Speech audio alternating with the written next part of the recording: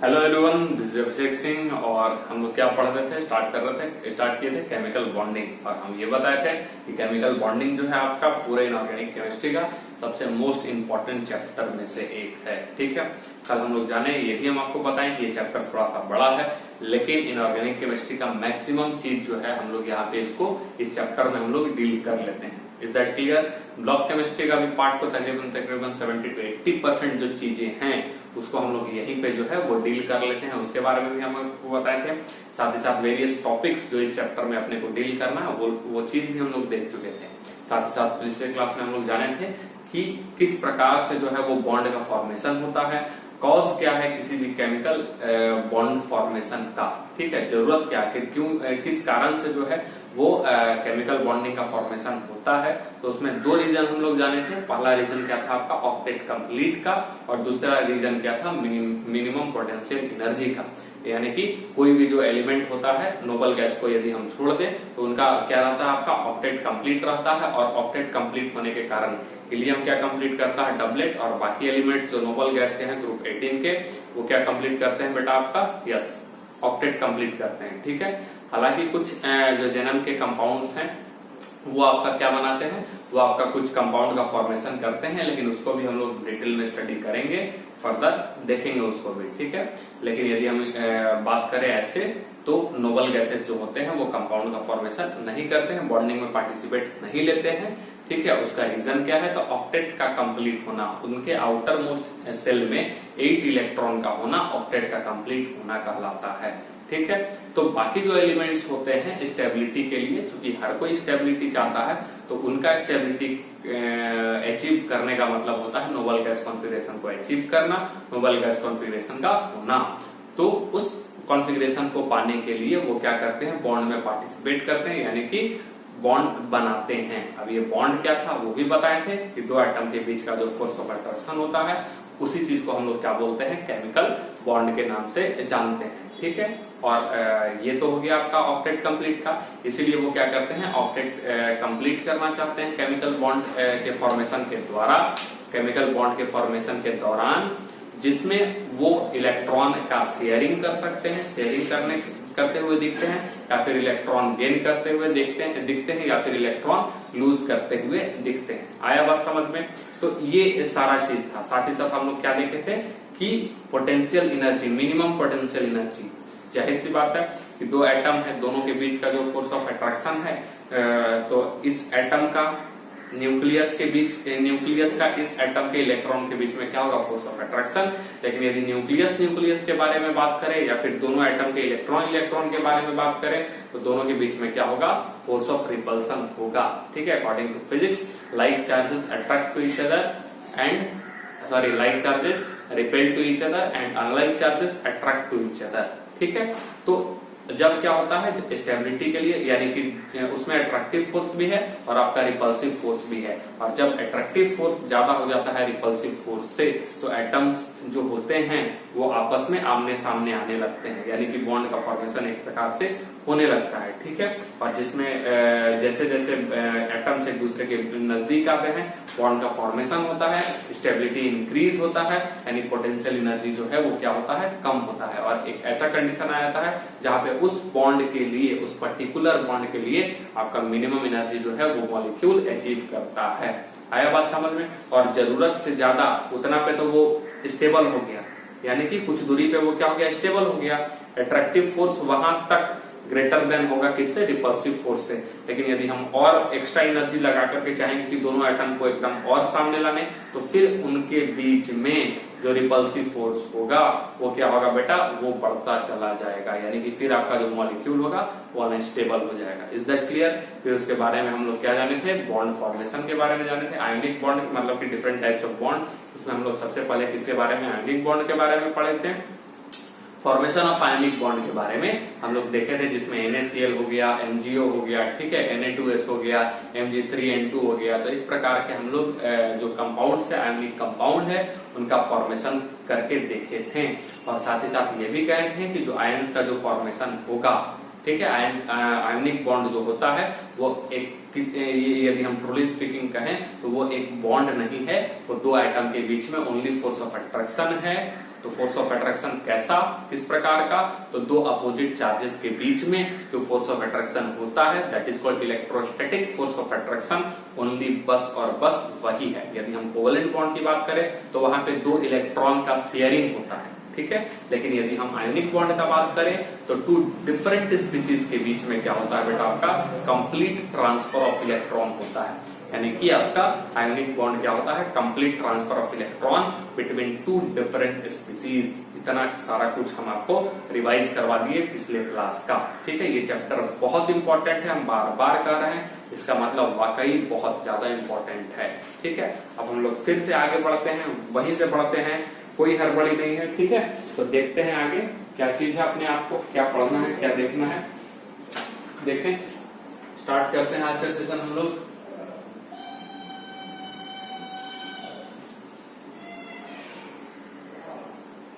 ठीक है, तो सबसे पहले जो है कल के ही क्लास को आगे बढ़ाते हुए, ठीक है, कल के ही टॉपिक को आगे बढ़ाते हुए आयोनिक बॉन्ड वाला जो था एक नोट यहाँ पे हम लोग लिखेंगे।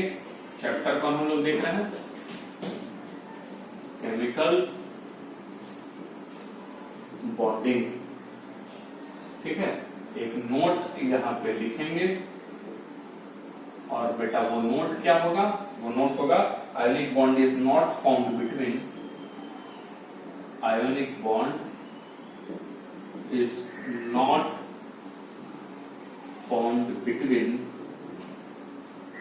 ठीक है, not formed between atoms of similar nature, between atoms of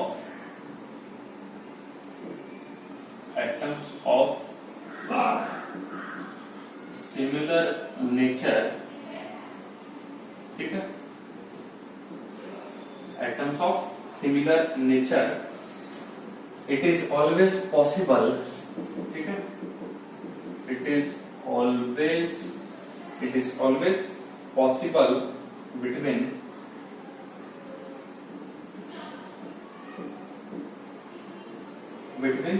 two atoms of different nature, atoms of different, ठीक है, two atoms of different nature.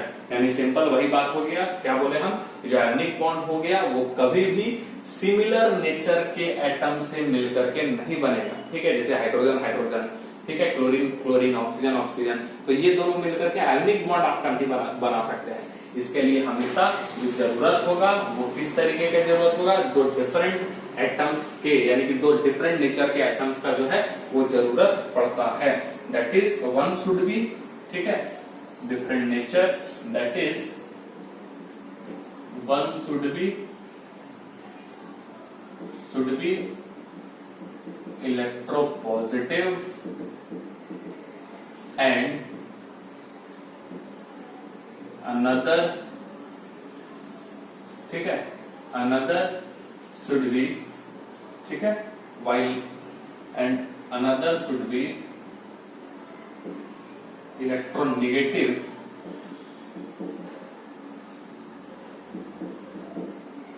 in nature, ठीक है। और दूसरा क्या होगा बेटा, एक यानी कि दो डिफरेंट नेचर की बात करें तो एक इलेक्ट्रो पॉजिटिव इन नेचर होगा और दूसरा इलेक्ट्रो पॉजिटिव इन नेचर होगा। आया बात समझ में। अब यहाँ पे इलेक्ट्रो पॉजिटिव यदि हम बात करें, इलेक्ट्रो पॉजिटिव की यदि हम बात करें तो इलेक्ट्रो पॉजिटिव कौन होता है बेटा, जो इलेक्ट्रॉन देने वाला होता है उसको इलेक्ट्रो पॉजिटिव कहते हैं। इलेक्ट्रॉन निगेटिव हम लोग क्या पढ़े थे, जो इलेक्ट्रॉन लेयर अपनी तरफ खींच रहा था, ठीक है। तो जो इलेक्ट्रोपॉजिटिव दो डिफरेंट नेचर के होंगे, इलेक्ट्रोपॉजिटिव का मतलब लूज इलेक्ट्रॉन इजिली करता है और क्या बनाएगा बेटा, कैटायन का फॉर्मेशन करेगा। और दूसरा नेचर जो होगा वो कौन सा होगा, इलेक्ट्रो पॉजिटिव नेचर का होगा, ठीक है। और सॉरी इलेक्ट्रोनिगेटिव, पॉजिटिव तो हो गया ना, इलेक्ट्रो निगेटिव नेचर का होगा। और इलेक्ट्रोनिगेटिव नेचर का कहने का मतलब गेन इलेक्ट्रॉन इजिली, और ये क्या बनाएगा, एनायन का बेटा फॉर्मेशन करेगा। आया बात समझ में आपको। अब इलेक्ट्रोपॉजिटिव नेचर, ठीक है, इलेक्ट्रोपॉजिटिव नेचर की यदि हम बात करें, कौन कौन सा ग्रुप जो होगा इलेक्ट्रोपॉजिटिव नेचर के होंगे पीरियोडिक टेबल में, और कौन कौन से ग्रुप जो होंगे वो इलेक्ट्रोनेगेटिव नेचर के होंगे, उसके बारे में भी आपको बता देते हैं। तो थोड़ा सा आयनिक बॉन्ड बनाने में आपको और ज्यादा आसानी होगा। Is that clear? तो इलेक्ट्रोपॉजिटिव नेचर, ठीक है, इलेक्ट्रो पॉजिटिव नेचर यदि हम बात करें तो इसमें बेटा आपका कौन होगा, ग्रुप G1, G2, G13, ठीक है, यानी अल्कली मेटल्स, अल्कालाइन मेटल और साथ ही साथ ग्रुप 13 एल्यूमिनियम वाला। यदि हम लोग अकॉर्डिंग टू मेंडलिफ चले जाएं तो ये क्या हो जाएगा 1A, ठीक है, ये क्या हो जाएगा बेटा 2A और ये क्या हो जाएगा बेटा आपका 3A। Is that clear? आया बात समझ में? ठीक। और यदि हम किसी में इलेक्ट्रोनेगेटिव नेचर की यदि हम बात करें, ठीक है, इलेक्ट्रोनेगेटिव नेचर की बात करें तो इसमें कौन सा हो जाएगा, ग्रुप नंबर 17 होगा। क्या एकदम होगा ग्रुप नंबर 17? किसका आता है, हेलोजन का ग्रुप आ जाता है, ठीक है, 15, 16, 17 ऐसा लिख देते हैं, 15, ठीक है, G16 और G17, यानी कि ये नाइट्रोजन फैमिली, ये ऑक्सीजन फैमिली और ये यस हेलोजन फैमिली आपका आएगा। इसको यदि कहें तो ये क्या होगा 5A, ये क्या होगा 6A और ये क्या हो जाएगा बेटा आपका 7A। Is that clear? समझ में आ रहा है क्या बोल रहे हैं हम? तो अब देखे होंगे आयनिक बॉन्ड, इसमें सोडियम है और सोडियम का इस 17 वाले क्लोरीन के साथ बनता है क्या, सोडियम क्लोराइड, ठीक है। ये वाला ग्रुप वाले में 2 में कौन होता है, मैग्नीशियम, और मैग्नीशियम का इस ऑक्सीजन के साथ आप देखते होंगे वो क्या बनाता है, मैग्नीशियम ऑक्साइड, और ये इसका एल्युमिनियम और ये नाइट्रोजन का एल्युमिनियम नाइट्राइड जो है वो बनाता है AlN। ये हम बना करके भी दिखाए थे पिछले क्लास में, ठीक है, इक्वल चार्ज वाला। तो ये आप देख रहे हैं क्या आयनिक बॉन्ड का फॉर्मेशन किस प्रकार से हो रहा है। और यदि हम थोड़ा सा इसको समझाते हुए यदि हम बोले इसको और थोड़ा सा इजी वे में हम थोड़ा सा करें तो यहाँ पे हम लिख सकते हैं कि मोर distance, more is the distance, ठीक है, मोर is the distance between two elements, ठीक है, 2 एलिमेंट्स इन पीरियोडिक टेबल, ठीक है, जितना ज्यादा डिस्टेंस होगा 2 एलिमेंट्स के बीच में पीरियोडिक टेबल में, यानी कि जैसे एक एलिमेंट है 1 में, एक एलिमेंट है ऐसा मानते हैं, ये वाला को लेते हैं, ठीक है, ये 1A और ये 7A, तो इनका डिफरेंस क्या होगा, कितना का डिफरेंस हो जाएगा बेटा, यस, कम से कम डिफरेंस आपका कितना का डिफरेंस हो जाएगा, 6 का डिफरेंस हो जाएगा। लेकिन यदि हम वही करें 3 का और 5 का, तो 3 और 5 के बीच में कितना का डिफरेंस हो जाएगा, केवल और केवल यस कितना का, 2 का। और यदि हम 2 और 4 का डिफरेंस करें तो 4A है ना, हाँ, तो यहां भी आपको कितना का मिलेगा, नहीं ऐसे यदि हम चले जाए 1 और 17 का 16 का डिफरेंस आपको मिल जाएगा, ठीक है। 2 और यदि हम 16 का चले जाएंगे तो कितना का 14 का डिफरेंस मिल जाएगा। और इसको 3 कंसिडर कर ले हम लोग, ठीक है, 3 कंसिडर कर ले, ये वाला 3, ठीक है, 3 कंसिडर करें तो ये 15 का आपका हो जाएगा, कितना का डिफरेंस मिल जाएगा आपको, यस 12 का डिफरेंस मिल जाएगा। यानी कि जितना ज्यादा डिफरेंस, ठीक है, सॉरी जितना ज्यादा डिस्टेंस होगा बिटवीन 2 एलिमेंट्स, ठीक है, जितना ज्यादा डिस्टेंस होगा 2 एलिमेंट्स के बीच में पीरियोडिक टेबल में, यानी कि यदि हम कहें एक एकदम जो रहेगा वो लेफ्ट साइड में रहेगा, लेफ्ट साइड के कॉर्नर में रहेगा, और एक एकदम राइट साइड में चला जाएगा, तो उनमें आयनिक बॉन्ड जो होगा उतना ज्यादा स्ट्रॉन्ग बनेगा, यानी कैरेक्टर उतना उसमें ज्यादा होगा। डिफरेंस जितना या फिर डिस्टेंस जितना कम होगा, ठीक है, डिस्टेंस जितना कम होगा उनमें आयनिक बॉन्ड की कैरेक्टर जो होगा उतना ही कम हो जाएगा। तो डिस्टेंस आपको कहाँ कहाँ मिलेगा, एक 1 का और एक 17 का सबसे ज्यादा मिलेगा। फिर थोड़ा सा कम किसका हो जाएगा, तो 2 का, ठीक है, 2 का यदि हम 16 के के साथ बात करें उसका, और 13 का 15 के साथ बात करें तो वैसा आपको डिस्टेंस मिलेगा, ठीक है। आ रहा बात समझ में? तो क्या हम बोले, distance between 2 elements in periodic table, more will be the ionic character in compound, ठीक है, more will be the ionic character in compound, ठीक है, उसमें उतना ही ज्यादा आयनिक कैरेक्टर पाया जाएगा कंपाउंड में। तो ये भी बात जो है एक प्रकार से आपका मुख्य चीज हो जा रहा है, यानी कि एक तरह से परसेंटेज ऑफ आयोनिक कैरेक्टर। ठीक है, बात समझ में आया?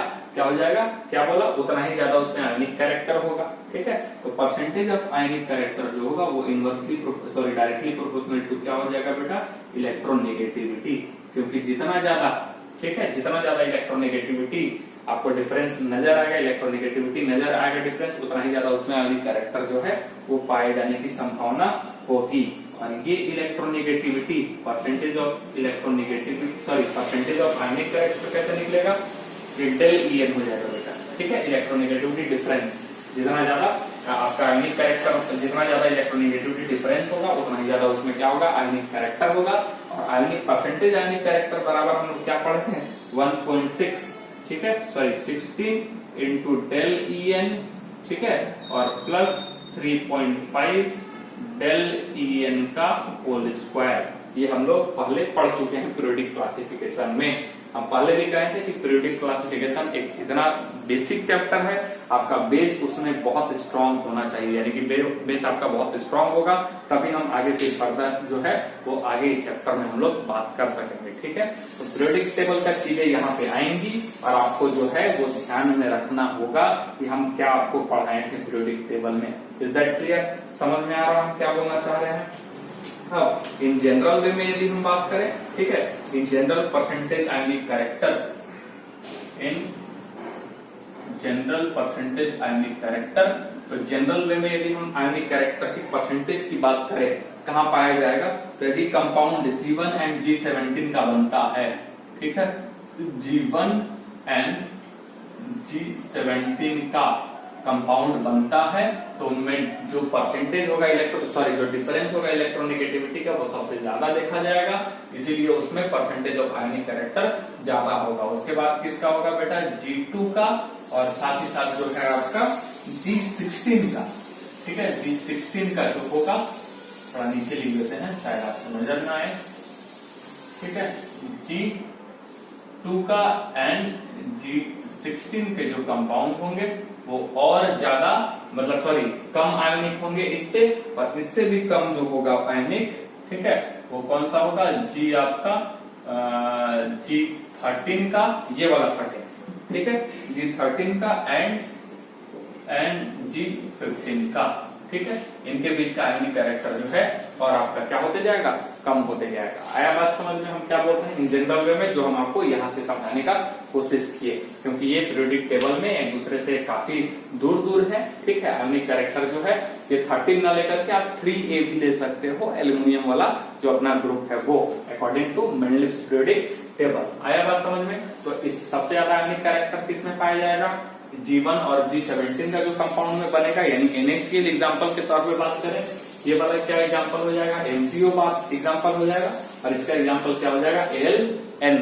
ठीक है, Ln एग्जांपल इसका हो जाएगा। तो सबसे ज्यादा आयोनिक कैरेक्टर किसमें, पहले वाले में, यानी ग्रुप 1 ग्रुप 17 से मिलकर के जब बनेगा, उसके बाद आयोनिक कैरेक्टर किसमें आपको मिलेगा, जब ग्रुप 2 और ग्रुप 16 मिलकर के बनेगा। और तीसरा वाला सबसे मतलब कि अकॉर्डिंग टू दिस सीक्वेंस जो सबसे कम आयोनिक कैरेक्टर होगा वो ग्रुप 13 या फिर ग्रुप 3 एंड ग्रुप 15 में आपको आयोनिक कैरेक्टर देखने को मिलेगा। अब इसी से रिलेटेड यदि हम कुछ क्वेश्चन कर दें, arrange the following compounds in increasing order of, question arrange the following compounds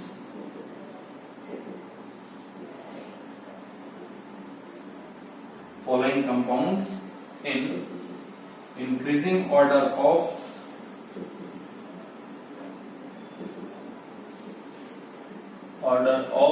percentage ionic character. ठीक है, परसेंटेज आयोनिक कैरेक्टर को आपको इंक्रीजिंग ऑर्डर में बताना है। तो सबसे पहला जो है वो लिखता है हैलाइड ऑफ लिथियम। ठीक है, हैलाइड्स ऑफ एलाइड। दूसरा जो है, ठीक है, दूसरा जो है वो आपका लिखता है halides of Na, halides of Na, sodium का हैलाइड। तीसरा लिखता है halides of magnesium, halides of magnesium. ठीक है, इस प्रकार से आपका क्वेश्चन देगा। तो सबसे पहले देखें हैलाइड्स ऑफ लिथियम। लिथियम का हैलाइड क्या क्या हो सकता है, हैलाइड्स ऑफ लिथियम क्या क्या हो सकता है बेटा, तो यहाँ पे हो सकता है Li, ठीक है, LiF, LiCl, हेलोजन वही होता है ना, halides, fluorine, chlorine, bromine, iodine, ठीक है। और लिथियम का है तो lithium fluoride, lithium chloride, lithium, ठीक है, ब्रोमाइड और लिथियम आयोडाइड, ये लिथियम का क्या होगा बेटा आपका, यस, लिथियम का आपका क्या होगा, हैलाइड होंगे। और इसमें यदि हम बात करें तो इलेक्ट्रोनिगेटिविटी, चूंकि लिथियम तो फिक्स है, लिथियम तो फिक्स है, उसका इलेक्ट्रोनिगेटिविटी एक साइड तो फिक्स है, तो फिर इलेक्ट्रोनिगेटिविटी में चेंजेस किसमें आ रहा है, ठीक है, चेंजेस आ रहा है हेलोजन में, यानी फ्लोरीन, क्लोरीन, ब्रोमीन, आयोडीन। और हम लोग को पता है कि डाउन द ग्रुप यदि हम जाते हैं तो इलेक्ट्रोनिगेटिविटी क्या होता है बेटा, कम होता है। और अपने को ये भी पता है कि फ्लोरीन जो होता है वो मोर इलेक्ट्रोनिगेटिव एलिमेंट होता है पूरे पीरियोडिक टेबल में। और पॉलिंग स्केल के आधार पे इसका इलेक्ट्रोनिगेटिविटी का वैल्यू जो होता है वो कितना होता है बेटा, 4 होता है। यानी कि यहाँ पे डिफरेंस सबसे ज्यादा होगा, क्योंकि लिथियम तक कॉमन हो गया। और डिफरेंस अब हम यानी कि अब यदि हम पता करेंगे कैसे, तो फ्लोरीन, क्लोरीन, ब्रोमीन और आयोडीन का, तो फ्लोरीन का सबसे ज्यादा होगा तो डिफरेंस भी सबसे ज्यादा होगा। और डिफरेंस ज्यादा होगा इलेक्ट्रोनिगेटिविटी का तो आयनिक परसेंटेज, आयनिक कैरेक्टर भी क्या होगा, ज्यादा होगा। आया बात समझ में।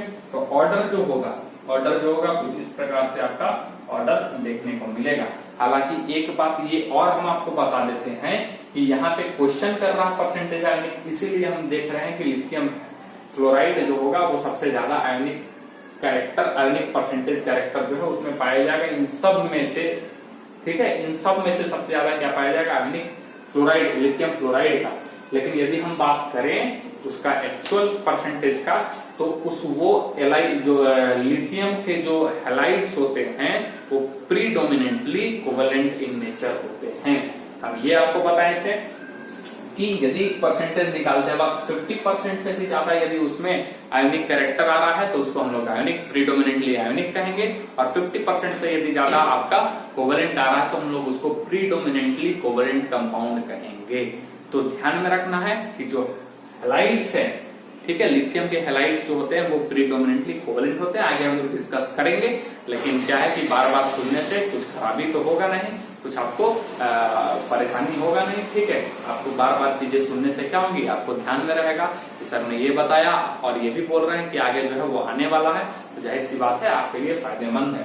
तो हम क्या बोले कि लिथियम का जो हैलाइड्स होते हैं उनमें आयोनिक परसेंटेज, तो इनमें यदि अपने को कंपेयर करना है तो इनमें सबसे ज्यादा किसमें हो जाएगा, लिथियम फ्लोराइड में, क्योंकि डिफरेंस जो होगा इलेक्ट्रोनिगेटिविटी का वो ज्यादा यहाँ पे मिलेगा, ठीक है। लेकिन हम ये भी बता रहे हैं कि इसमें प्रीडोमिनेंटली यदि हम बात करें तो कौन सा कंपाउंड का कैरेक्टर होता है, कोवेलेंट कंपाउंड का। यानी कि यहाँ पे हम लिखेंगे compound of lithium predominantly covalent, बस हम यहाँ लिख देते हैं, ठीक है। आपको भी एक तरह से नोट के तरह ही इसको रखना है, आगे ये काम आएगा, ठीक है। कंपाउंड्स ऑफ, चाहे रहने देते हैं इसको, हम आगे ही आपको बता देंगे, बस नॉलेज के लिए अभी हम बता दिए। आप यदि नोट करना चाहें तो नोट कर सकते हैं, नहीं तो फिर आप और कंफ्यूज हो जाओगे कि यहाँ बोल रहे हैं और यहाँ पे हम लोग परसेंटेज देख रहे हैं। जो हम बात बोले आई थिंक आपको समझ में आया होगा। अब हैलाइड्स ऑफ सोडियम की बात करें तो सोडियम हैलाइड क्या हो जाएगा, NaF, ठीक है, NaCl, NaBr और NaI, ये बेटा आपका क्या होगा, हैलाइड्स ऑफ सोडियम। और हैलाइड्स ऑफ सोडियम में सेम चीज हो जा रहा है कि सोडियम यहाँ पे क्या हो जा रहा है, कॉमन हो रहा है। और फ्लोरीन, क्लोरीन, ब्रोमीन, आयोडीन सबसे ज्यादा होता है फ्लोरीन का इलेक्ट्रोनिगेटिविटी। तो जो डिफरेंस आएगा इलेक्ट्रोनिगेटिविटी का वो ज्यादा आएगा as compare to NaCl, NaBr और NaI। सो आयनिक कैरेक्टर का ऑर्डर फिर से वैसा ही हो जाएगा। That clear. यदि हम यहाँ पे बात करें तो क्या हो जाएगा, MgF2, ठीक है। उसके बाद क्या हो जाएगा, MgCl2, MgBr2 और Mg, ठीक है, MgI2, ये आपका यहाँ पे देखने को मिलेगा। और सेम उसी प्रकार से सब कुछ उसी प्रकार से होगा। Mg जो है वो कॉमन हो जाएगा, मैग्नीशियम फ्लोरीन जो है वो ज्यादा इलेक्ट्रोनिगेटिव, तो इलेक्ट्रोनिगेटिविटी डिफरेंस भी ज्यादा होगा। और जिस प्रकार से लिथियम के हैलाइड्स जो होते हैं वो प्रीडोमिनेंटली कोवेलेंट होते हैं, ठीक उसी प्रकार से हैलाइड्स ऑफ मैग्नीशियम भी जो होगा वो क्या होगा बेटा, ये MgF2, ठीक है। ये जो कंपाउंड्स होंगे Mg के वो क्या होंगे बेटा, प्रीडोमिनेंटली कोवेलेंट होते हैं। अब इसके बारे में यदि हम बात करें मैग्नीशियम का कैसे प्रीडोमिनेंटली कोवेलेंट, तो ये क्या शो करता है, डायगोनल रिलेशनशिप शो करता है, मैग्नीशियम पढ़ा चुके हैं। पीरियोडिक क्लासिफिकेशन आपको खोलना है और वहां पे देखना है, हालांकि आगे हम लोग इसका जिक्र करेंगे। ठीक है, आ रहा बात समझ में? अब क्या बोले कि इसको तो एक्सप्लेन कर ही रहे हैं, लेकिन साथ ही साथ और भी आपको बात बता रहे हैं जिससे आपको बेनिफिट हो कि आगे क्या हम लोग देखने वाले हैं। और यदि हम आगे क्वेश्चन देखें, chlorides of alkali metal, fourth, chlorides of alkali metals. ठीक है, तो फ्लोराइड्स ऑफ अल्कली मेटल, ठीक है, अल्कली मेटल क्या होता है बेटा? सोडियम, ठीक है, लिथियम से ना, और फ्लोराइड तो LiF, उसके बाद क्या हो जाएगा? NaF, ठीक है, उसके बाद क्या हो जाएगा? KF, RbF, CSF, ठीक है, ये आपका क्या हो जाएगा? अल्कली मेटल का फ्लोराइड, अल्कली मेटल का फ्लोराइड्स हो गया। अब इसमें यदि हम बात करें तो फ्लोरीन यहाँ पे फिक्स है। फ्लोरीन बेटा क्या है? यहाँ पे 4 इलेक्ट्रोनेगेटिविटी के साथ फिक्स है, और अपने को ये क्या है? सारे मेटल्स है, अल्कली मेटल्स है, और ये अपने को पता है कि डाउन द ग्रुप जाएंगे तो इलेक्ट्रोनेगेटिविटी क्या होगा? डिक्रीज होगा। तो यदि हम अल्कली मेटल्स की बात करें, हालांकि इनका इलेक्ट्रोनेगेटिविटी का वैल्यू पहले से ही कम है। फ्लोरीन का होता है 4, लिथियम का कितना हो जाएगा? 1, सोडियम का होता है 0.9, इसका 0.8, 0.7, 0.6। तो जो इलेक्ट्रोनेगेटिविटी डिफरेंस मिलेगा वो डिफरेंस आपको कहां पे सबसे ज्यादा मिलेगा? बताइए। यहाँ पे इसका जो है डाउन द ग्रुप जाएंगे तो इलेक्ट्रोनेगेटिविटी बेटा क्या होते जाएगा? कम होते जाएगा, और कम होते जाएगा तो धीरे धीरे जो है यहाँ पे आप ऐसे ही कीजिए ना, इसका 1 और इसका 4, तो डिफरेंस कितना? 3, इसका 0.9 और इसका कितना? 4, तो कितना हो जाएगा? 3.1 का हो जाएगा, इसका 3.2 का, 3.3 का, 3.4 का। तो डिफरेंस आपको कहाँ ज्यादा मिलेगा? यहाँ मिलेगा। तो ऑर्डर ये बेटा आपका क्या हो जाएगा? यहाँ पे ऑर्डर जो है ये इस प्रकार से इसमें देखने को मिलेगा। ठीक है, तो यहाँ पे और ये भी हम लिख देते हैं less del EN, electronegativity difference, और यहाँ लिख देते हैं मोर डेल EN। ठीक है, मोर डेल EN। और आपको ये भी ध्यान में रखना है, ये प्रीडोमिनेंटली कोवेलेंट होता है। ठीक है, क्या होता है? प्रीडोमिनेंटली कोवेलेंट होता है। ये भी हम आपको बता देते हैं, आप यदि लिखना चाहें तो लिख सकते हैं LiF। हालांकि यहाँ पे तो हम बताएंगे कि लिथियम के हैलाइड्स जो होंगे वो प्रीडोमिनेंटली क्या होंगे बेटा? लिथियम के हैलाइड्स प्रीडोमिनेंटली क्या होंगे? Covalent in nature. तो ये वाला लिथियम फ्लोराइड भी क्या होगा? प्रीडोमिनेंटली कोवेलेंट इन नेचर होता है। ठीक है, ये इसके बारे में खास करके बात करें तो क्या हो जाएगा?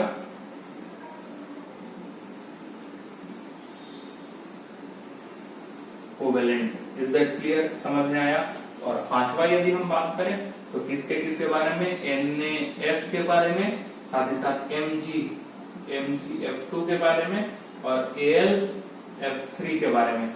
इनका यदि हम बात करें तो इनमें इलेक्ट्रो यानी कि इसमें यदि आयनिक कैरेक्टर देखना पड़े तो फ्लोरीन क्या है बेटा? फ्लोरीन तो फिक्स है। चेंजेस कौन हो रहा है? केवल सोडियम, मैग्नीशियम और एल्युमिनियम। तो इस प्रकार से हम लोग करेंगे। जो ये वाला ट्रिक देखिए जो आपको बताए हुए हैं, इसको यदि आप ध्यान में रखेंगे तो वो चीज भी अप्लाई कर सकते हैं। सोडियम जो होता है वो किसका होता है बेटा? G1 का है, और फ्लोरीन किसका है? G17 का। ठीक है, मैग्नीशियम किसका है? G2 का है, और F किसका है? G17 का है। एल्युमिनियम किसका है? G13 का है, और फ्लोरीन किसका है? G17 का है। तो कौन ज्यादा दूर है? ये वाला ज्यादा दूर है एक दूसरे से। ठीक है, ये वाला थोड़ा कम दूर है और ये वाला थोड़ा पास है। तो यदि हम बात करें तो क्या बोले थे? किसका होगा? यस, जितना ज्यादा दूरी होगा उतना ही ज्यादा परसेंटेज आयनिक कैरेक्टर ज्यादा होगा, और उतना ही ज्यादा क्या होगा? वो आयनिक नेचर को शो करेगा। तो ऑर्डर कुछ इस प्रकार से आपको दिखता हुआ नजर आएगा। Is that clear? हम जो एक्सप्लेनेशन दे रहे हैं उसमें आपको लगे कि आपको नोटबुक में कुछ लिख लेते हैं, जिससे हम बाद में कभी भी कॉपी खोले, नोटबुक खोले, तो वो सारी बातें हमको याद आए, मेमोराइज हो, रिमेम्बर हो, जो हम सर हमको क्लास में पढ़ाते वक्त बोल रहे थे, एक्सप्लेन कर रहे थे। तो आप चाहें तो उन बातों को भी यहाँ छोटा छोटा करके लिख सकते हैं। हिंदी में लिखें, इंग्लिश में लिखें, मराठी में लिखें, उर्दू में लिखें, उससे मतलब नहीं है। लैंग्वेज का कोई बैरियर नहीं है यहाँ कॉम्पिटिशन में। Is that clear? अब आगे हम लोग बढ़ते हैं, आगे चीजों को हम लोग डिस्कस करते हैं। नोट करें पहले इसको।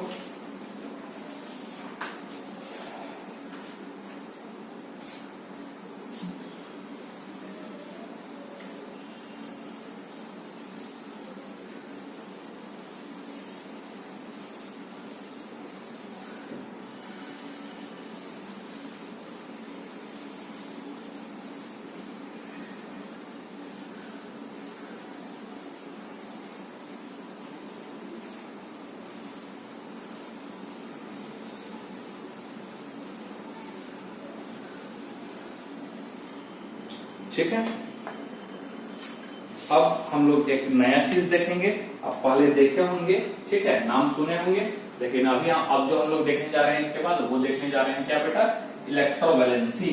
ठीक है, आयनिक कंपाउंड देख रहे हैं, इलेक्ट्रोवैलेंट। अच्छा, आयनिक कंपाउंड को हम लोग इलेक्ट्रोवैलेंट कंपाउंड के भी नाम से जानते हैं। ठीक है, तो जैसे कोवैलेंट कंपाउंड में हम लोग क्या देखते थे, कोवैलेंसी। याद है कोवैलेंट कंपाउंड में क्या आप क्लास 9-10 में पढ़े होंगे कोवैलेंसी के बारे में। उसी प्रकार से हम लोग यहाँ क्या देखेंगे, मतलब कि कितना इलेक्ट्रॉन्स का शेयरिंग हो रहा है। ठीक, तो यहाँ अब हम लोग क्या देख रहे हैं, इलेक्ट्रोवैलेंसी। और इलेक्ट्रोवैलेंसी क्या हो जाएगा बेटा, कि कितना, ठीक है, it is defined as the total number of electron lost और गेन्ड बाय एलिमेंट, यानी एलिमेंट के द्वारा क्या बोले हम, it is defined as the total number of electron gain और लॉस बाय द एलिमेंट। ठीक है, वही उसका क्या होगा, कोवैलेंसी, सॉरी इलेक्ट्रोवैलेंसी होगा। तो ये क्या है बेटा, इलेक्ट्रोवैलेंसी, इलेक्ट्रोवैलेंसी जिसको हम लोग ईवी भी यहाँ पे बोलेंगे। और ये क्या होगा, it is defined as number of, ठीक है, नंबर ऑफ इलेक्ट्रॉन लॉस्ट और gained by an element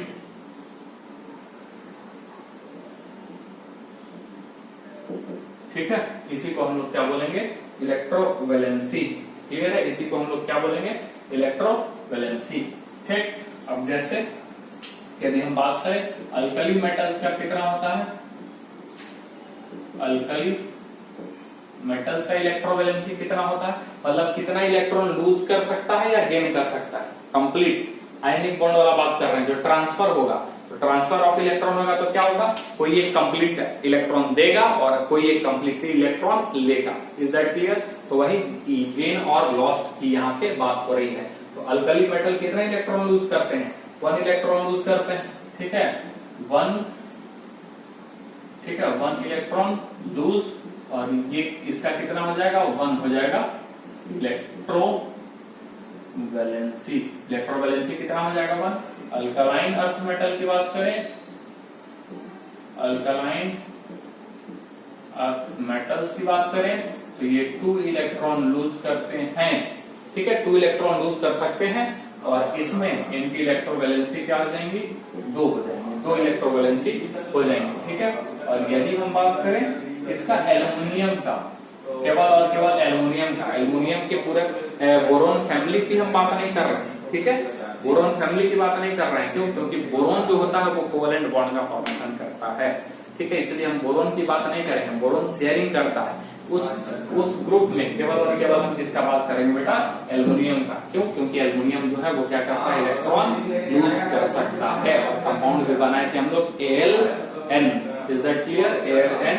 तो ये कितना इलेक्ट्रॉन लूज करता है बेटा, 3 इलेक्ट्रॉन लूज कर सकता है, जिससे इसका इलेक्ट्रोवैलेंसी जो है वो क्या होगा, 3 होता है। ठीक है, ध्यान में रखेंगे, not boron because it forms covalent bond. Boron की बात नहीं, हम जो कहें कई बार उसको भी आप नोट कर ले तो आपके लिए फायदेमंद होगा। ठीक, आ रहा बात समझ में। और ये क्यों ऐसा कर रहा भाई, केवल और केवल एल्युमिनियम शो कर रहा है इस प्रकार का प्रॉपर्टी और बाकी दूसरे नहीं कर रहे हैं, तो इसका रीजन होगा डायगोनल रिलेशनशिप। आपको याद दिलवा दें कि एल्युमिनियम जो होता है वो डायगोनल रिलेशनशिप शो करता है बेरिलियम के साथ, इसीलिए ये इस प्रकार से इलेक्ट्रॉन लूज करने का काम कर रहा है। आया बात समझ में। और यदि हम हैलोजन फैमिली की यदि हम बात करें अब इसमें, ठीक है, हैलोजन फैमिली, तो हैलोजन फैमिली कितना इलेक्ट्रॉन लूज करता है, 1 इलेक्ट्रॉन गेन। ठीक है, तभी तो क्या बनाता है, Cl converts into Cl minus, तो 1 इलेक्ट्रॉन गेन करता है, और इसका इलेक्ट्रोवैलेंसी क्या हो जाएगा बेटा, 1 eV। ठीक है, इलेक्ट्रोवैलेंसी उसका क्या हो जाएगा, 1।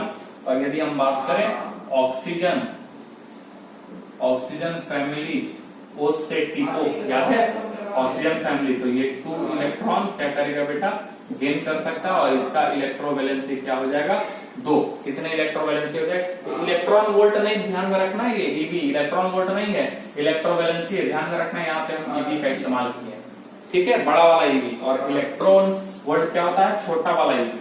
ठीक है, वो छोटा वाला ईवी होता है, तो ये चीज ध्यान में रखेंगे।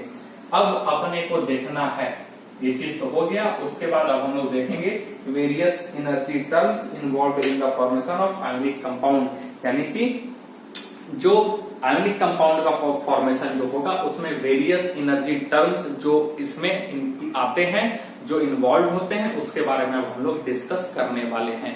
यहाँ तक हम लोग क्या देख लिए, फॉर्मेशन कैसे होता है, क्या होता है, उसका आयनिक परसेंटेज क्या, कैरेक्टर क्या, आयनिक कैरेक्टर ज्यादा कम, इलेक्ट्रोवैलेंसी देख लिए। तो आपके मन में जैसे कि हम लोग क्या क्यों एनर्जी इन्वॉल्व इन वेरियस, जो अपना टॉपिक है कि various energy term involve in the formation of ionic compound, ये देखने की जरूरत क्यों पड़ी।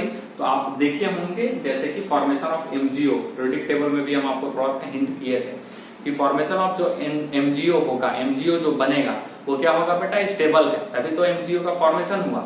कोई कंपाउंड यदि बन रहा है तो वो कंपाउंड क्या होगा, पहले के मुकाबले क्या होंगे, ज्यादा स्टेबल होंगे, इसीलिए उस कंपाउंड का क्या हो रहा, फॉर्मेशन हो रहा है। तो और उसका यदि हम फॉर्मेशन देखें तो सबसे पहले बेसिकली क्या होगा, Mg इलेक्ट्रॉन क्या करेगा, लूज करेगा 2 इलेक्ट्रॉन, आयोनिक कंपाउंड है तो Mg यानी कि अल्कालाइन अर्थ मेटल होता है, 2 इलेक्ट्रॉन लूज करता है और उसका इलेक्ट्रोवैलेंसी क्या हो जाएगा 2।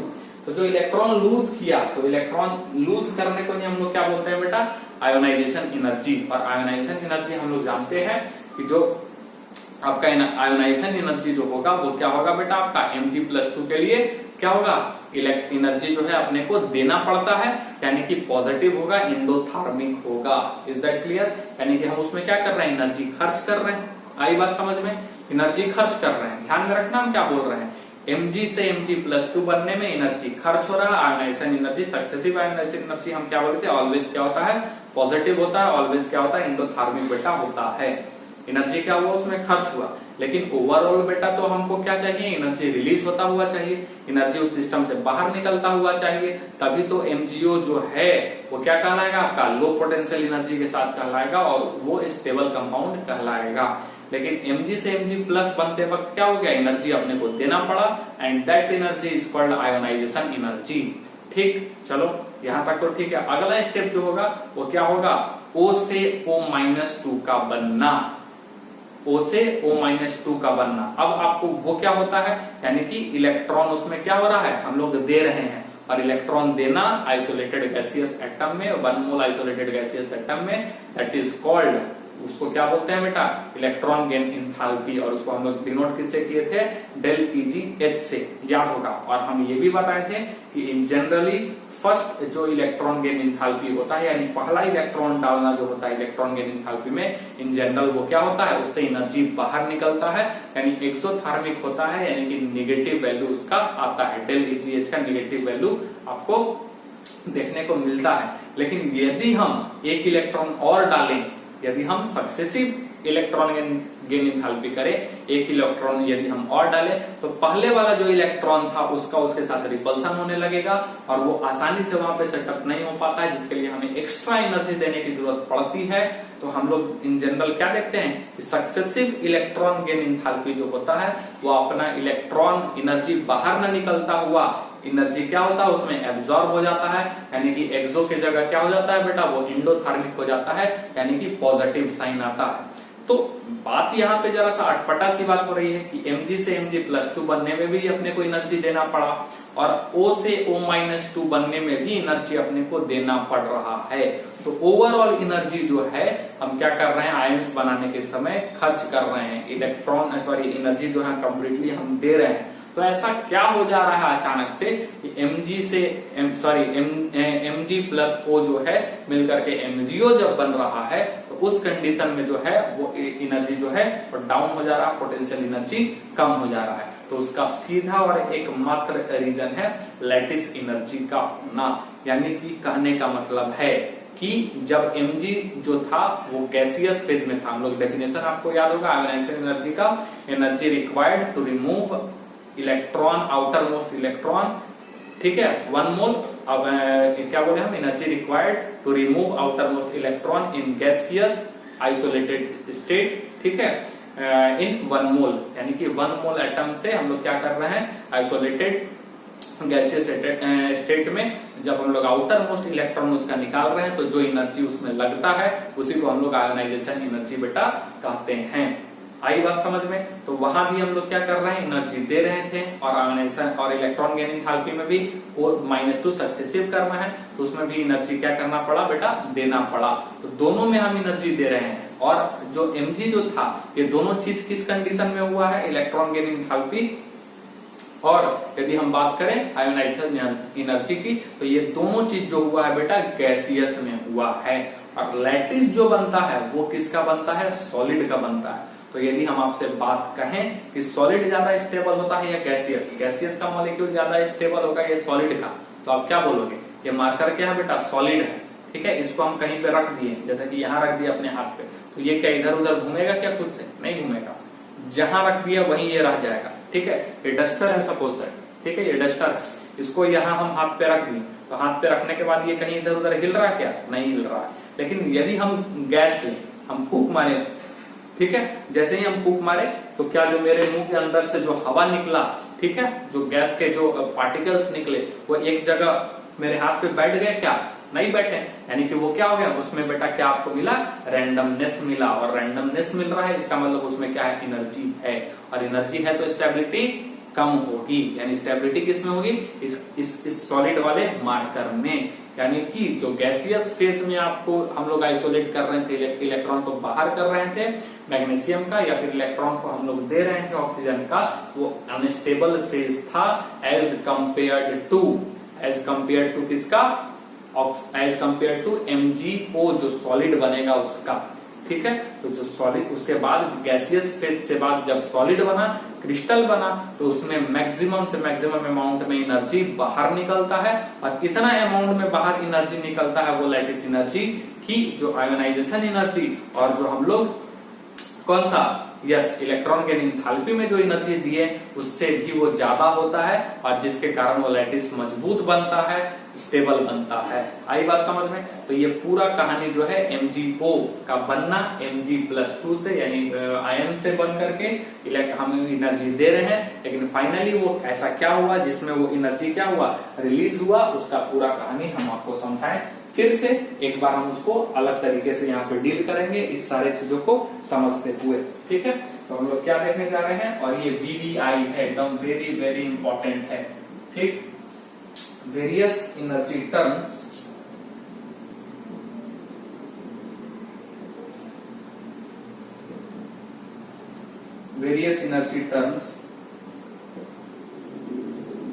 involved in formation of ionic compound।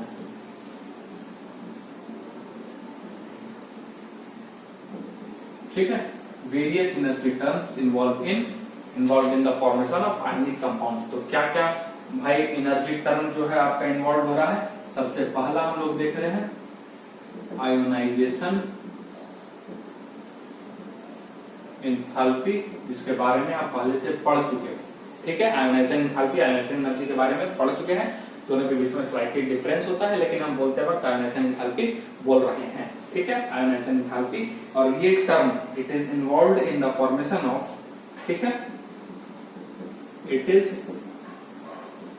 Involved in the formation of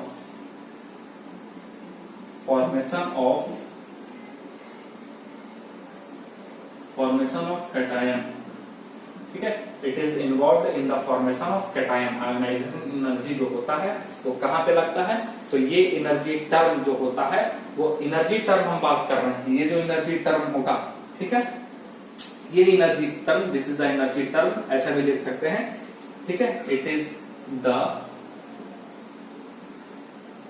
energy term, ठीक है, विच इन्वॉल्व, ऐसा लिखते हैं, which involve in the formation of cation. ये एक ऐसा एनर्जी टर्म होता है जो कि इन्वॉल्व कहाँ रहेगा, फॉर्मेशन ऑफ कैटायन में।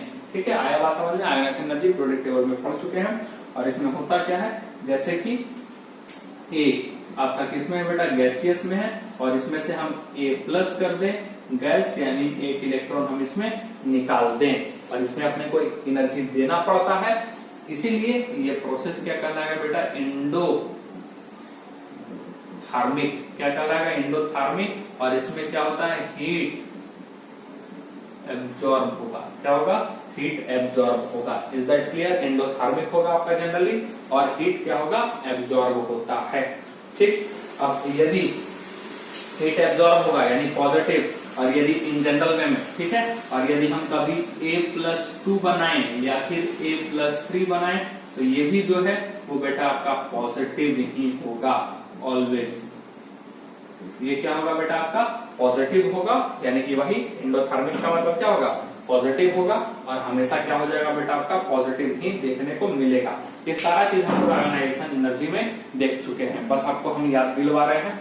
दूसरा जो एनर्जी टर्म इन्वॉल्व होगा कौन सा होगा? एक तो आयोनाइजेशन एनर्जी हो गया, दूसरा कौन सा हो जाएगा? आयोनाइजेशन एनर्जी में कैटायन बना। अब क्या बनाना है अपने को? एनायन, और वो एनायन आपका फॉर्मेशन ऑफ एनायन से, यानी कि इलेक्ट्रॉन हम लोग देंगे तब। और इलेक्ट्रॉन कब देते हैं हम लोग? एनायन बनाने के लिए इलेक्ट्रॉन, मतलब की एनर्जी यदि हम बात करें उसमें तो कौन सा होता है? Electron gain enthalpy. ठीक है, तो दूसरा जो होगा एनर्जी टर्म बेटा वो क्या हो जाएगा आपका? Electron gain enthalpy.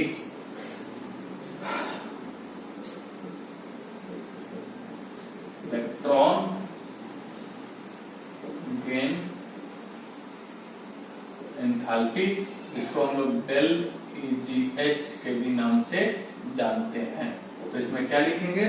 It is the energy term, it is the energy term, ठीक है, involve in the formation of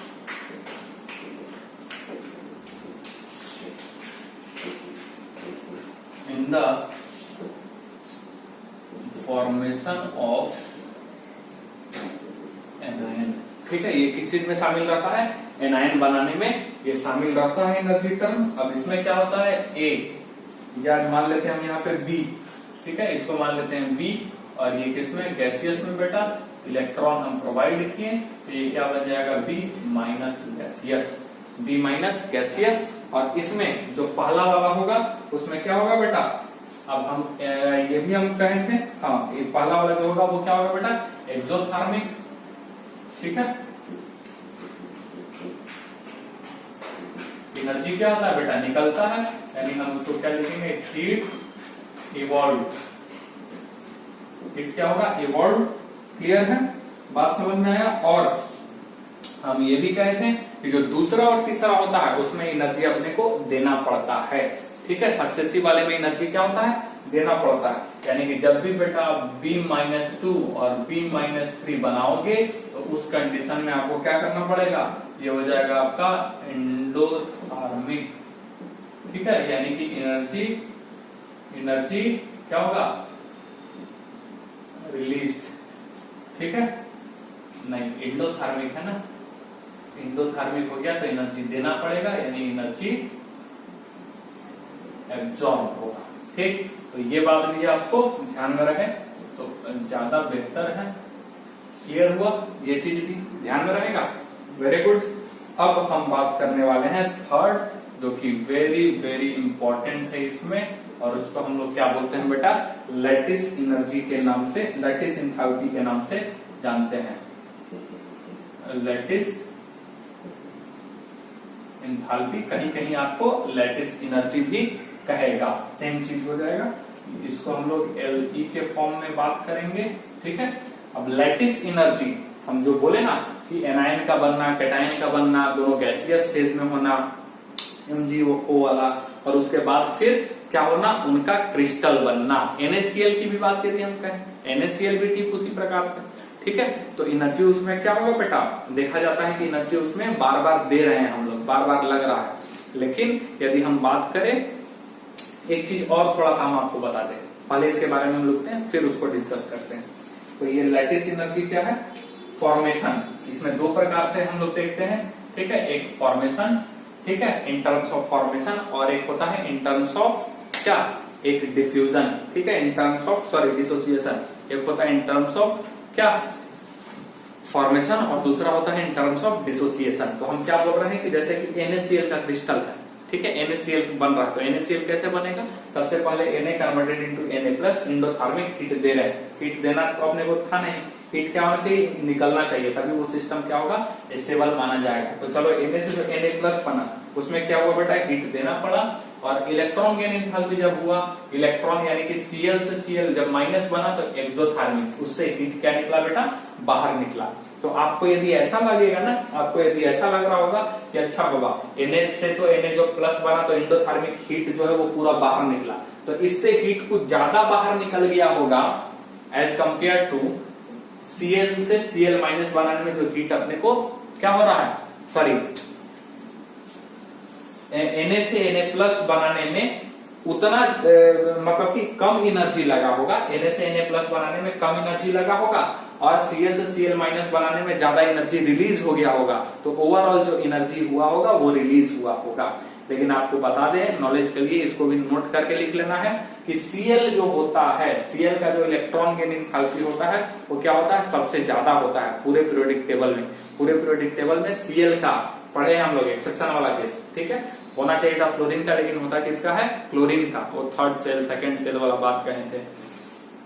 तो कहने का मतलब ये है कि सबसे ज्यादा इलेक्ट्रॉन गेन एंथैल्पी किसका होता है, क्लोरीन का। सबसे ज्यादा नेगेटिव वैल्यू होता है, न्यूमेरिकल वैल्यू सबसे ज्यादा होता है, लेकिन वो जो एनर्जी रिलीज हो रहा है, ठीक है, वो जो एनर्जी यहाँ से रिलीज हो रहा है, जितना भी उसका न्यूमेरिकल वैल्यू होता है इलेक्ट्रॉन गेन एंथैल्पी में, सबसे मैक्सिमम होता है क्लोरीन का।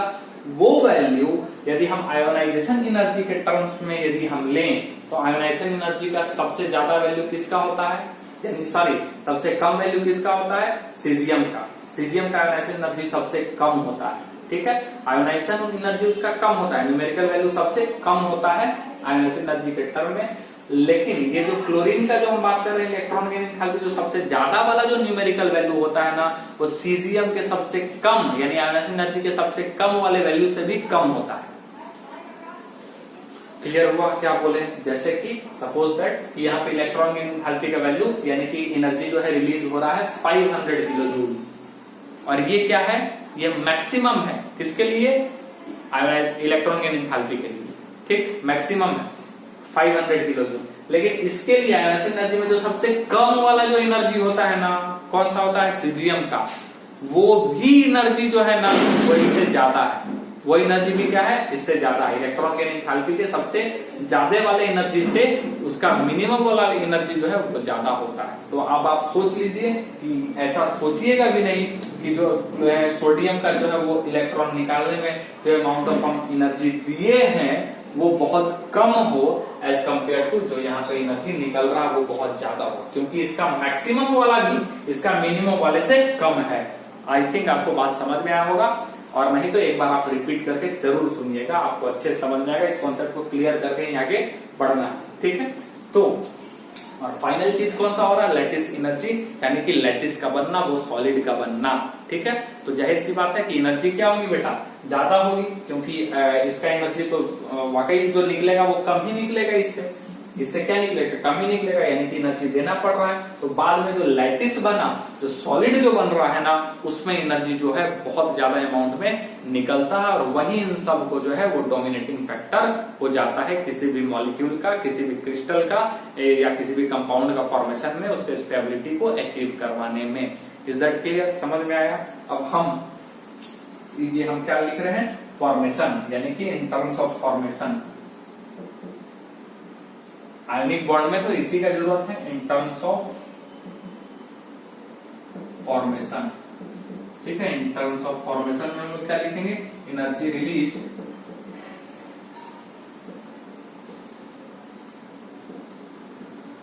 ठीक है, energy release when 1 mole of lattice of ionic compound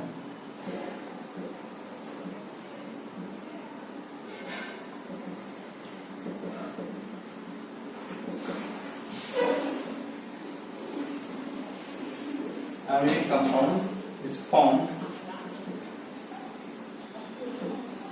by isolated gaseous ion, ठीक है।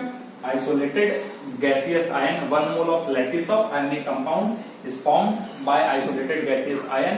उसमें जो एनर्जी रिलीज होगा, यानी सिंपल आयन से जो लैटिस बनेगा, जो सॉलिड लैटिस बनेगा, उसमें जो एनर्जी रिलीज होगा उसी को हम लोग लैटिस एनर्जी कहते हैं, लैटिस एंथैल्पी कहते हैं इन टर्म्स ऑफ फॉर्मेशन। यानी कि बनते समय जो एनर्जी बाहर निकलेगा, गैसियस आइसोलेटेड गैसियस आयन 1 मोल एनर्जी रिलीज, एनर्जी निकल रहा है कब, जब 1 मोल लैटिस का निर्माण हो रहा है और वो लैटिस किस प्रकार का है, आयोनिक कंपाउंड्स का फॉर्म करेगा आइसोलेटेड गैसियस आयन में, उसी एनर्जी को हम लोग क्या बोलेंगे, लैटिस एनर्जी कहेंगे। ठीक है, जैसे ये ए गैस था, ए प्लस बेटा किसमें था, गैस में था, और बी माइनस भी किसमें था, गैस में था। ये दोनों क्या थे, ये दोनों अभी तक क्या थे, अनस्टेबल बताएं, मार्कर वाला और फुक वाला। ठीक है, अनस्टेबल थे और दोनों मिल करके क्या बना दिए बेटा, ए बी, और ये ए बी क्या बना बेटा, सॉलिड वाला, और ये क्या हो गए, स्टेबल, ये क्या हो गए, स्टेबल। और इनका जो डेल एच होगा, यानी कि डेल एच क्या होगा, lattice energy of A B. Del H जो होगा यानी कि चेंज इन हीट जो होगा वो क्या कहलाएगा, lattice energy of A B, और ये हमेशा निगेटिव होता है।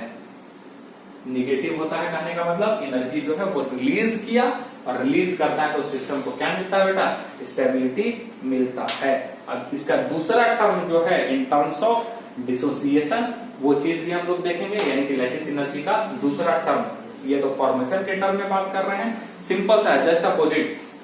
आइसोलेटेड गैसियस आयन 1 मोल का बनने में जो एनर्जी रिलीज हुआ वो कहलाएगा lattice energy in terms of formation. और डिसोसिएशन का मतलब जब ये बन गया, लैटिस को टुकड़ा बन गया, NaCl का टुकड़ा बन गया, बनते समय जो एनर्जी निकला that is called lattice energy in terms of formation. और डिसोसिएशन उसको तोड़ने में और तोड़ करके गैसियस आयन में लाने में जो एनर्जी अपने को देना पड़ेगा उसको हम लोग क्या बोलेंगे, lattice energy in terms of dissociation. ठीक है, तो वही अब हम लोग आगे देख रहे हैं।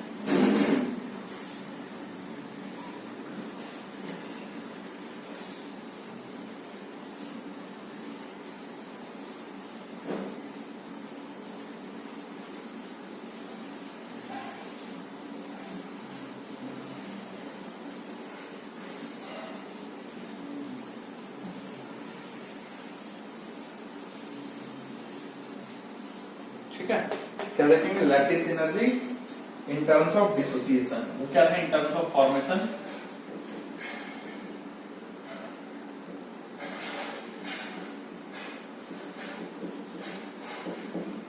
तो इसमें क्या लिखेंगे कि energy absorb when 1 mole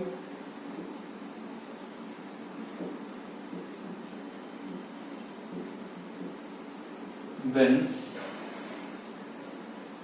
1 mole lattice of ionic compound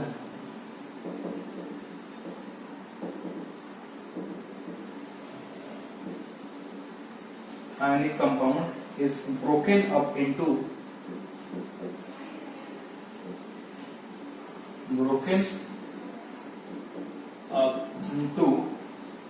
isolated gaseous ion.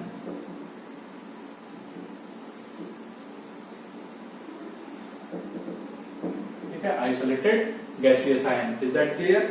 Example ऐसे समझेंगे कि ये ए बी था, जस्ट उल्टा जाना है अपने को सॉलिड फेज में, और ये क्या था बेटा, स्टेबल। ये क्या हो गया, ए प्लस गैस और बी माइनस गैसियस, और ये क्या हो गया, अनस्टेबल।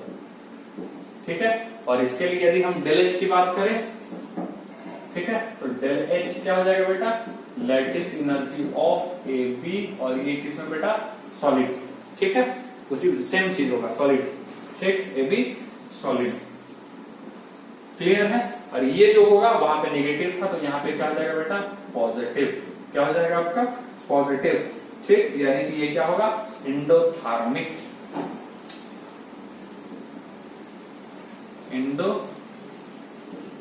और वो क्या हो जाएगा, एक्सोथार्मिक। आया बात समझ में?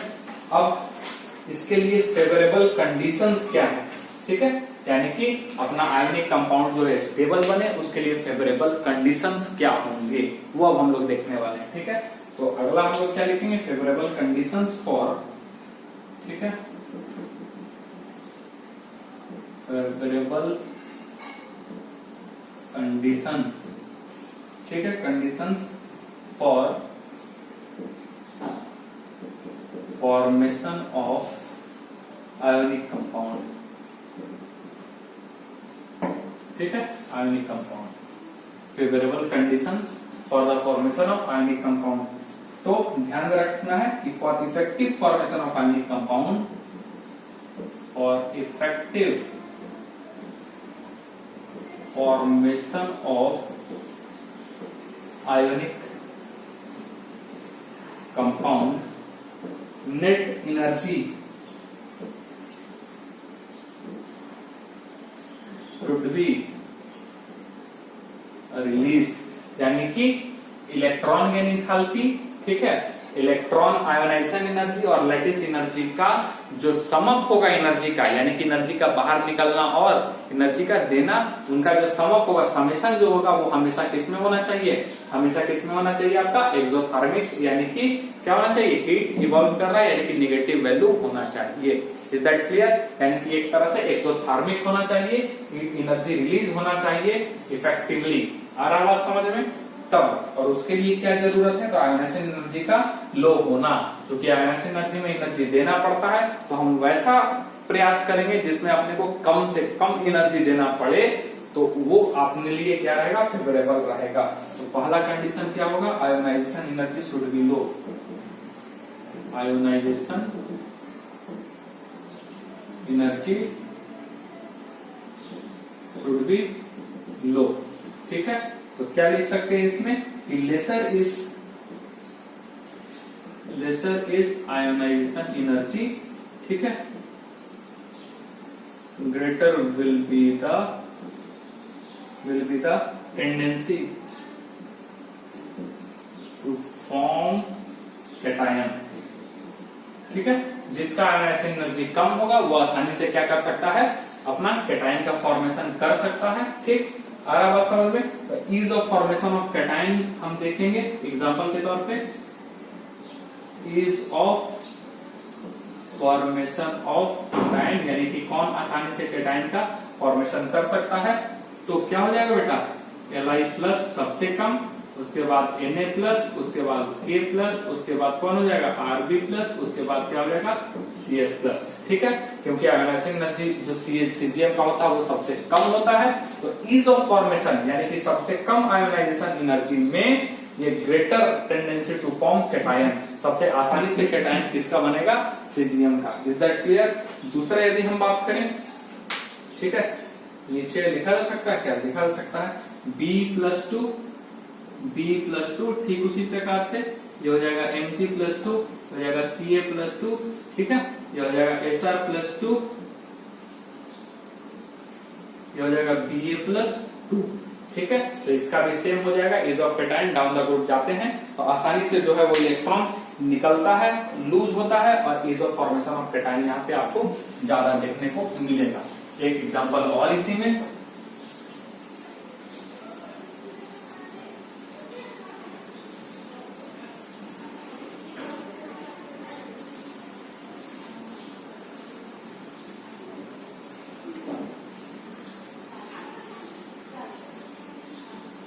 ठीक है।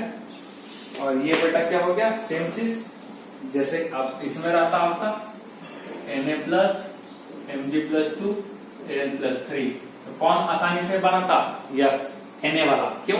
क्योंकि Na किस ग्रुप का है, 1 का, Mg2 का, और एल्यूमिनियम किसका है, 13 का, तो इज ऑफ कैटायन किसका ज्यादा होगा, Na+ का, आसानी से कम एनर्जी में हो जाएगा। तो इसके लिए क्या लिखेंगे, टेंडेंसी टू फॉर्म कैटायन, ठीक है, टेंडेंसी टू फॉर्म कैटायन, इसके लिए भी सेम होगा, ठीक है, टेंडेंसी टू फॉर्म कैटायन, ठीक है। अब दूसरा चीज कंडीशन, फेवरेबल कंडीशन क्या होगा कि मैक्सिमम, ठीक है, electron gain enthalpy should be high, यानी कि जितना ज्यादा इलेक्ट्रॉन गेन एंथैल्पी में क्या एनर्जी बाहर निकलता है, तो जितना ज्यादा बाहर निकले इलेक्ट्रॉन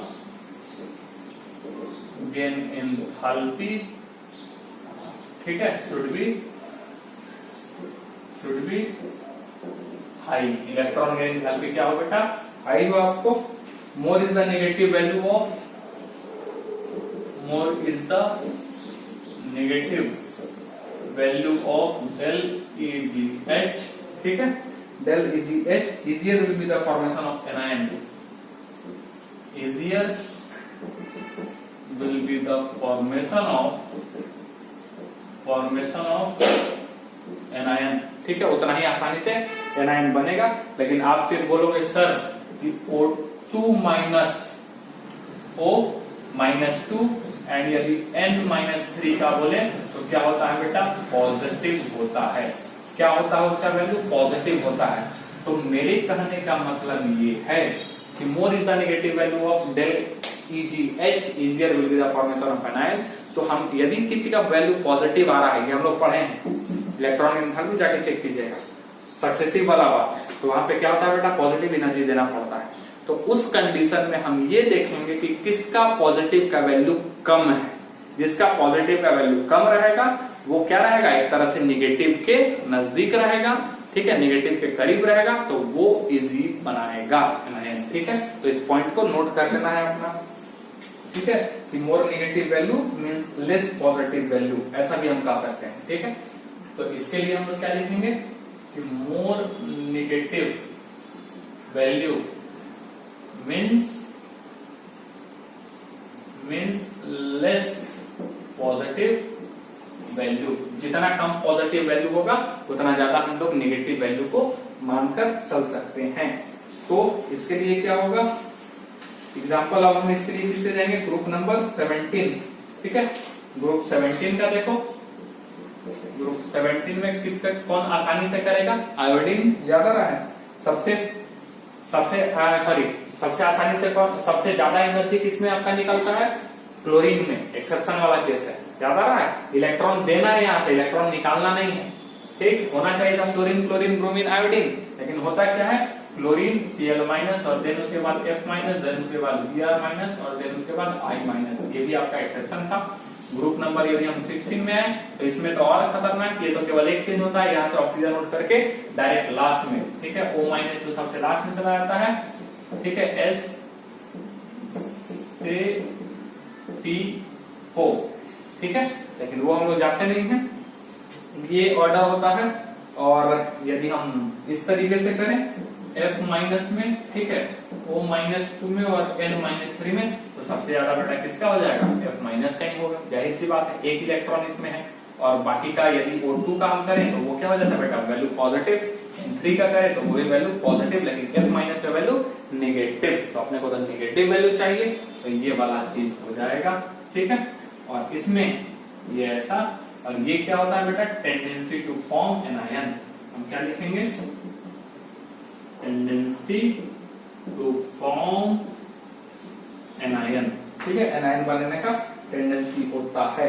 इज दैट क्लियर। और तीसरा जो सबसे मोस्ट इंपॉर्टेंट है वो क्या है बेटा, आपका लैटिस एनर्जी, VVI, सबसे मोस्ट एक तरह से कहें तो वैल्यूएबल और सबसे ज्यादा रिजल्ट बताने वाला, ठीक है, मोस्ट डोमिनेटिंग फैक्टर है, ये भी लिख लीजिएगा, मोस्ट डोमिनेटिंग फैक्टर है ये, ठीक है, लैटिस एनर्जी, ठीक है। तो इसमें हम लोग क्या लिखेंगे कि lattice energy should be high, ठीक है, लैटिस एनर्जी, अच्छा ऐसा लिख देते हैं, energy should be high, lattice energy क्या होना चाहिए बेटा, आपका ज्यादा होना चाहिए, उतना ज्यादा फायदा होगा, यानी हाइयर का, अच्छा ये फॉर्मेशन वाला है जी, ध्यान में रखिए, कंफ्यूज नहीं होना है, सारा बता रहे हैं, हाइयर द लैटिस एनर्जी, ठीक है, more will be the stability, ठीक है, ऑफ लैटिस, ठीक है, लैटिस। इसका मतलब मुख्य तौर पे क्या आ गया अपना, नक्सेल एक तरह से क्या आ गया बेटा, ऊपर लिख देते हैं, यहां शायद 9 नजर आए आपको। तो एक प्रकार से जो है अपना नक्सेल फाइनली क्या आ गया, इसके आधार पर